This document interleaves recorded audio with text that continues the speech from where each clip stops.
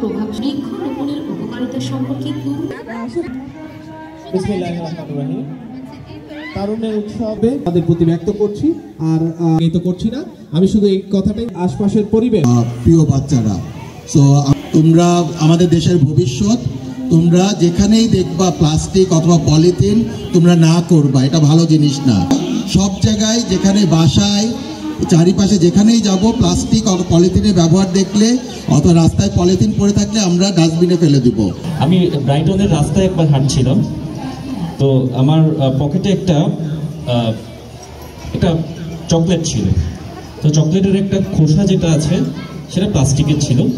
তো আমি চকলেটটা খাওয়ার পরে ভুলবশত, এটা ইচ্ছাকৃতভাবে না, রাস্তায় হাঁটছিলাম, ভুলবশত পকেট থেকে খোসাটা রাস্তায় ফেলে দিই। বললো যে পিক ইট আপ নাও নাও, মানে এটা এখনই পিক করতে হবে, আপনাকেই করতে হবে। আমি বুঝাতে পারছি যে আমি ভুলবশত একটা চকলেটের খোসা রাস্তায় ফেলেছি। ওখানকার 4 জন বাচ্চা আমার দিকে দৌড়ে এসে বললো যে এই খোসাটা এখনই তুমি হাতে তুলে নাও এবং তুমি এটা যথাযথ স্থানে ফেলো। বুঝতে পেরেছো তোমরা যে তাদের মধ্যে সচেতনতা কোন লেভেলের?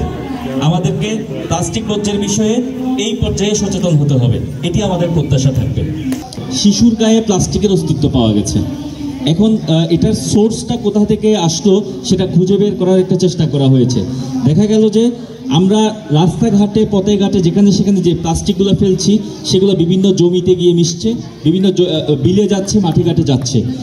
এই বিলে যাওয়ার পরে সেখানে ঘাস হয়েছে, সে ঘাস গরু খেয়েছে এবং গরুর দুধটা মা খেয়েছে এবং মায়ের দুধটা বাচ্চা খেয়েছে, বাচ্চার শরীরে প্লাস্টিক এসেছে। আমি বুঝাতে পারছি যে প্লাস্টিকটা কি পরিমাণ ভয়ঙ্কর হতে পারে। সো এই প্লাস্টিক বর্জ্য থেকে আমাদের ভবিষ্যৎ প্রজন্মকে রক্ষা করা সেটি আমাদের দায়িত্ব, তোমাদেরও দায়িত্ব।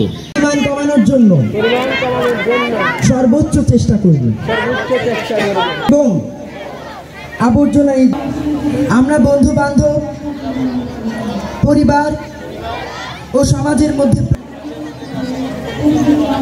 ক্ষতিকর দিক সম্পর্কে সচেতন